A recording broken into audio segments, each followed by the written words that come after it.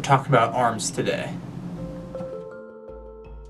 So last time I started talking about how to start looking for and recognizing body language. Today we're going to start getting to what some of those gestures mean. Without even going too far, we can categorize most gestures into one of two categories. One being open body language, and then the other being closed body language. These two categories are pretty easy to recognize even without any training or practice with body language reading. They exist over the entire body, whether it be arms, shoulders, tucking neck, their legs, ankles. It's a pretty general category, but today we're going to specifically be talking about arms. I'm starting with arms because I think they are one of the easiest places to start when trying to learn how to read body language. They're almost always visible, and they're really a great indicator into someone's thought process or how they're feeling. Unless someone's walking around like this, you're probably going to be able to see their arms. I'm going to be talking about both open and closed arm gestures today, and although I kind of vaguely described what those mean, I'm going to go over a couple very specific examples. So first one, very easy, crossing of arms. Could be either one, just crossing of arms in general. That's an example of a closed body language movement. Another example, and probably the most meaningful arm gesture, is the self-hug. Now this can be with one arm, two arms, can have one arm up on the neck.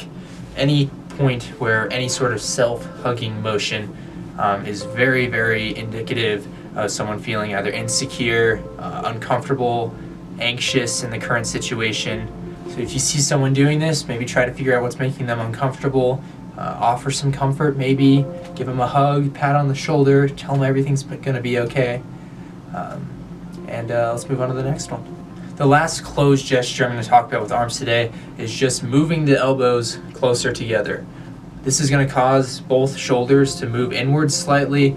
Elbows, especially if they're sitting, might move closer together. This is, again, just an example of a closed body language movement, meaning they are uncomfortable, anxious, all of those generally negative emotions. All right, so let's move on to open body language movements. These are going to be your hands in the air, your hands on your hips, anything open. This one's pretty self-explanatory. If their arms are sort of outside their general torso area, or their legs are outside, I guess we're focusing on arms today, so arms outside, chances are it is a open movement. Just the opposite of closed movements, open movements are going to indicate someone's feeling confident, secure, comfortable, positive attitude towards you or the situation, all those good, nice, warm, fuzzy, good emotions. But there are some exceptions to the open-closed rule. The first one is someone's hands behind their head like this. This is intuitively a very open movement because they're spreading out, taking up more space. However, arms behind the head usually is a sign of false confidence. It's a very deliberate, unnatural gesture most of the time. So interpret this one with caution. A lot of times it will mean the opposite. The next exception is crossed arms. Crossed arms by themselves do mean a closed gesture usually. However, the exception is when their thumbs are facing up towards the ceiling. This can be like this, it can be like this. In any situation where their thumbs are facing up, it means the opposite, actually means they're feeling very confident or secure. The last exception is when someone's holding their hands behind their back. So this is what you stereotypically think of when you're like walking through an art gallery and you see that one person, they're walking with their hands behind their back, like this. Once again, this is intuitively a very closed gesture because their shoulders are tucked in and their elbows are close. However, this is more of an open gesture.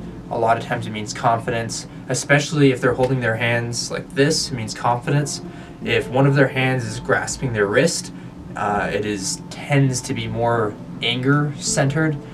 They might be confident towards that anger, but regardless, a lot of times it means they are filled with anger or rage, at least on some level. So keep in mind that distinction between them holding their hands like this and like this or this. When you're starting to decode these gestures, it's very important that you don't assign meaning to just one gesture.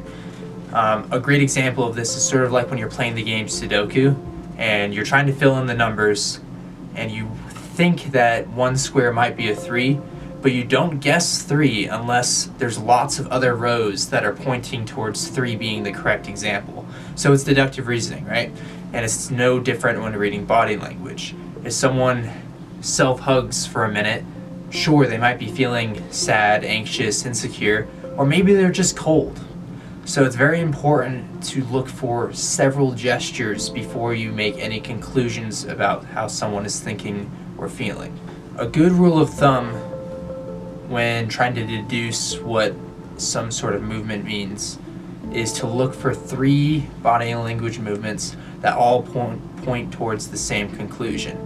So if you have a theory that someone might be feeling insecure or anxious, look for 3 different closed body language movements before you make a conclusion on how they feel.